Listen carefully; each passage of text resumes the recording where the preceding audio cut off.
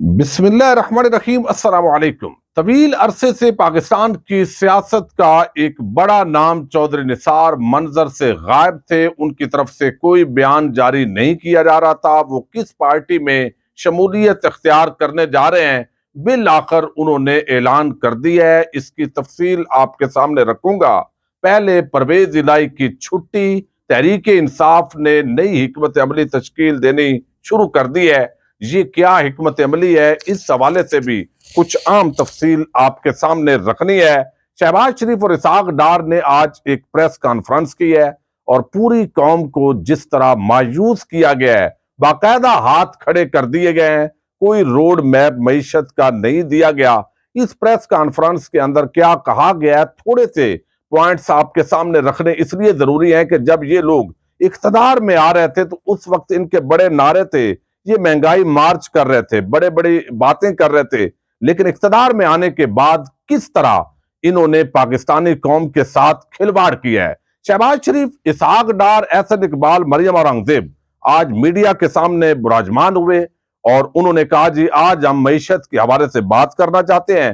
तो कोई बात मईशत पर तो नहीं की, लेकिन एक मजहब कार्ड खेलने की कोशिश की कि इमरान खान के पास घड़ी थी, वो काबातुल्लाह की तस्वीर थी, इस तरह की घड़ी उन्होंने बेच दी है। हालांकि जो खुद उन्होंने गाड़ियां बेची हैं तोशा खाना से लेकर, उसका कोई हिसाब किताब नहीं है।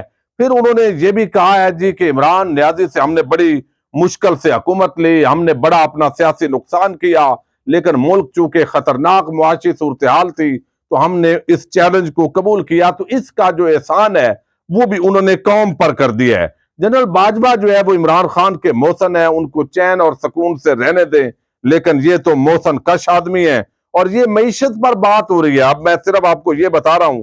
फिर उन्होंने कहा जी इमरान खान ने अपनी बहन को एनआरओ दिया, और फिर ये जो घड़ी है इसके मामले पर बात की, और फिर कहा शहबाज शरीफ ने कि जनाब हमें तो कोई पैसे देने के लिए तैयार नहीं है।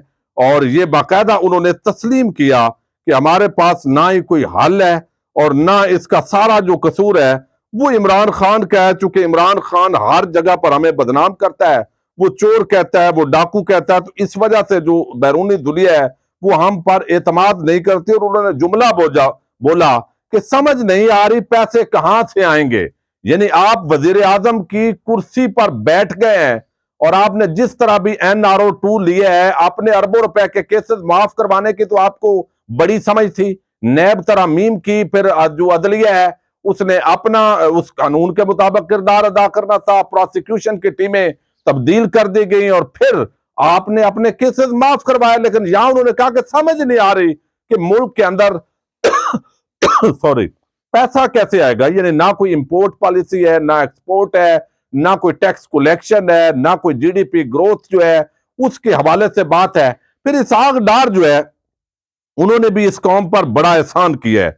उन्होंने जो बात की है वो बड़ी अहमियत की अमल है। उन्होंने कहा जी ये जो मुल्क को डिफॉल्ट करना, ये इमरान खान की बड़ी ख्वाहिश थी, लेकिन इसकी ख्वाहिश कब्र में चली जाएगी और ये मुल्क डिफॉल्ट नहीं होगा। भाई आज वजारत खजाना की तरफ से ये बाकायदा तस्दीक आई है, वजारत खारजा से भी, कि आपको पाकिस्तान की जो एम्बेसीज हैं उसके स्टाफ के लिए आपके पास तनख्वाहें देने के लिए पैसे नहीं है और आपने जवाब दे दिया है। यानी एक चीज रोज नजर आ रही है और मुल्क किस तरीके से ज़र मुबादला के ज़खायर गिर चुके हैं।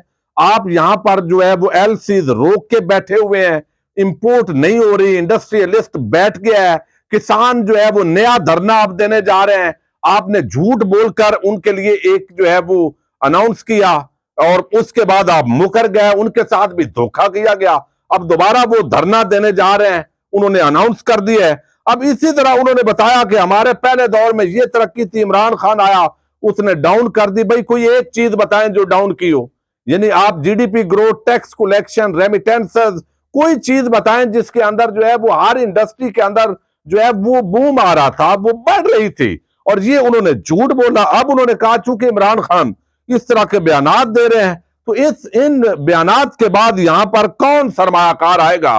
भाई सरमायाकार इसलिए नहीं आएगा कि पूरी दुनिया के एम्बेसडर यहां पर बैठे हुए हैं, उनको पता है कि ये कौन सा टोला इस कौम पर मुसल्लत है।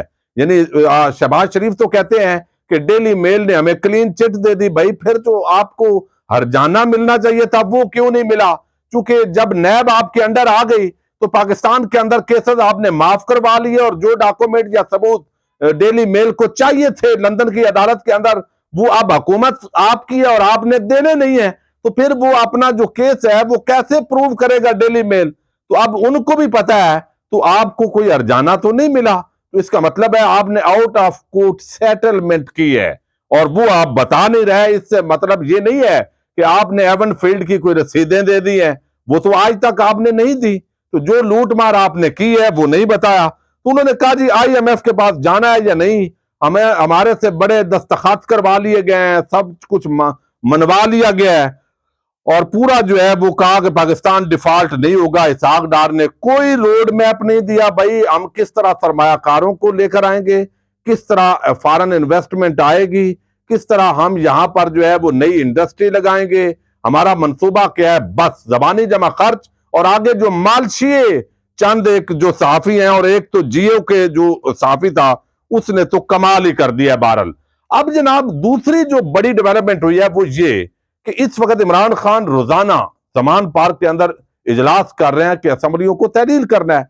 और आज हमारी फवाद चौधरी साहब से मुलाकात भी हुई, यहाँ पर वो सदीक जान साहब की वालदा की तादियत के लिए आए, और मैं भी मौजूद था। तो उन्होंने बताया कि ये बात अटल है कि हम असम्बलियां तहलील करने जा रहे हैं, इसके अंदर कोई दूसरी राय नहीं है। और दूसरी बात उन्होंने की कि अगर एस्टैब्लिशमेंट न्यूट्रल हुई तो इसका मतलब होगा कि सादक संजरानी अपनी निश्चित पर नहीं रहेंगे। अगर वो मौजूद है तो इसका मतलब है न्यूट्रल नहीं है, यानी वो चूंकि कुछ लोग ऐसे हैं जो इदारों के बंदे समझे जाते हैं। तो इन बुनियादों पर उन्होंने बात की।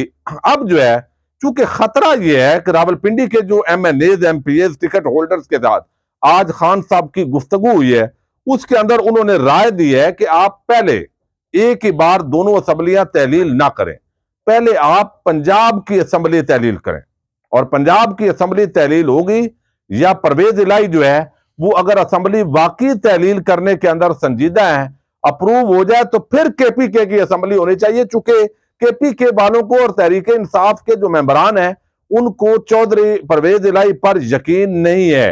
इन तमाम कोशिशों के बावजूद चूंकि जिस तरह की उन्होंने स्टेटमेंट्स जारी की हैं, तो इस पर अब बाकायदा हिकमत अमली तैयार की जा रही है कि पहले पंजाब की असम्बली डिसॉल्व हो, चौधरी परवेज इलाही की वजारत आला से छुट्टी हो, उसके बाद उम्मीद है कि या तो वफाक के अंदर असम्बलियां तोड़ दी जाएंगी, अगर ऐसा ना भी किया जाए तो KPK की असम्बली जब तहलील होगी तो अल्टीमेटली मामलात कौमी इलेक्शन की तरफ बढ़ते दिखाई दे रहे हैं। तो ये पहले परवेज इलाही का मामला होगा। अब एक बड़ा तवील अरसे से यह बहस जारी थी पिछले 4 साल से कि चौधरी निसार, जिनको बराह रास्त इमरान खान साहब ने जो है वो दावत भी दी, लेकिन चौधरी साहब के अंदर बड़ी अना है, उन्होंने अपनी सियासत को जीरो कर लिया, लेकिन वो PTI ज्वाइन नहीं की। और खान साहब के कई जो लोग हैं PTI के, वो समझते हैं कि इस तरह खान साहब को ओपनली दावत नहीं देनी चाहिए जब किसी बंदे के बारे में पता हो, क्योंकि कल को वो इंसल्ट होती है। तो बहरहाल अब जो है वो मैदान में आए हैं जी, जो है वो चौधरी निसार 4 साल के बाद वो निकले हैं। अब उन्होंने कहा है जी मैंने चुप का रोजा तोड़ दिया है, और फिर जो है वो कहते हैं कि अवाम लंगोट कस लें, आइंदा इलेक्शन में भरपूर हिस्सा लेना है। 2 कौमी असम्बली के हलकों से उन्होंने इलेक्शन लड़ने का ऐलान किया है। उन्होंने कहा है जी, एक तो रवात के अंदर ये उन्होंने जलसे से खिताब किया है, उन्होंने कहा है कि इलेक्शन लड़ूंगा, इलेक्शन के बाद फैसला करूंगा कि किस जमात में शामिल होना है। अब ये जो उन्होंने बात की है, और मेरी एक आम सोर्स जो है उससे भी बात हुई, तो उनका ये कहना है कि या तो एक नया ग्रुप जो है वो तश्कील पा जाएगा इन चंद महीनों के अंदर, जिसमें जहांगीर तरीन होंगे, अलीम खान होंगे, ओन चौधरी वगैरह। ओन चौधरी तो चले इतने बड़े नहीं है इस लेवल के, चौधरी निसार उसके अंदर होंगे, तो एक और पार्टी का वजूद होगा, और ये किंग पार्टी बना दी जाएगी ताकि पंजाब के अंदर तहरीक इंसाफ का जोर तोड़ा जा सके। और दूसरा ऑप्शन यह था कि चौधरी निसार किसी पार्टी में ज्वाइन करें, पीपल्स पार्टी उनके मजाज के मुताबिक नहीं है।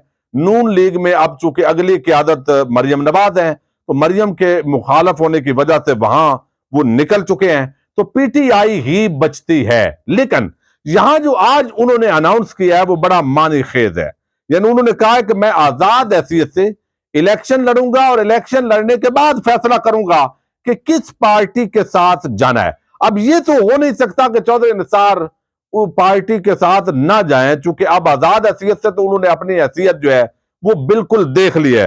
तो जीतने का मतलब यह है कि जो पार्टी जीतेगी चौधरी निसार उस पार्टी को ज्वाइन करेंगे। ये आज चौधरी निसार ने बाकायदा अलल एनान, यानी इसका बिल्कुल सीधा माना यह है कि वो आजाद हैसियत से इलेक्शन लड़ेंगे।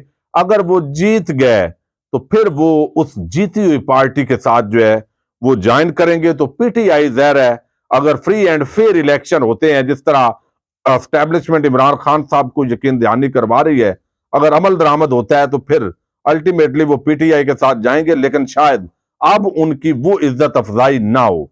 जो बिन देखे सौदा होता है वो बड़ा तकड़ा सौदा होता है, उसकी कीमत ज्यादा होती है। और जो सब कुछ देख लेने के बाद आते हैं फिर वो पिछली कतार के पिछली साइड पर खड़ा होना पड़ता है। बहरहाल इस हवाले से उन्होंने कहा है जी, और साथ ही उन्होंने कहा है कि मैं गालम गलोच की मौजूदा सियासत का हिस्सा हरगिज नहीं बनना चाहता। मैं गुज़श्ता 4 साल से खामोश था, मगर अब मैंने कौमी असम्बली के दोनों हलकों से इलेक्शन लड़ने का फैसला किया है। अवाम तैयारी कर लें, हमने इस बार नए अंदाज में इलेक्शन लड़ना है। तो अवाम वहां की तैयारी वैसे ही कर रही है, लेकिन कुछ लोग सवाल उठा रहे हैं कि चौधरी निसार ये सारा ऐलान खुद कर रहे हैं या उनसे कोई करवा रहा है। तो जब भी चौधरी निसार एक्टिव होते हैं तो कुछ ना कुछ सवालात बहरहाल खड़े होते हैं कि कोई एस्टैब्लिशमेंट का इस पूरे मामले के अंदर रोल होता है। उनके एक्टिव होने के बाद थोड़ा सा मीडिया के अंदर पजीराई और फिर जो है वो आगे जाकर कोई नई गेम तो नहीं है। इस हवाले से जो भी अपडेट्स होंगी उन पर बात करते रहेंगे। इजाजत दीजिएगा, अल्लाह हाफिज।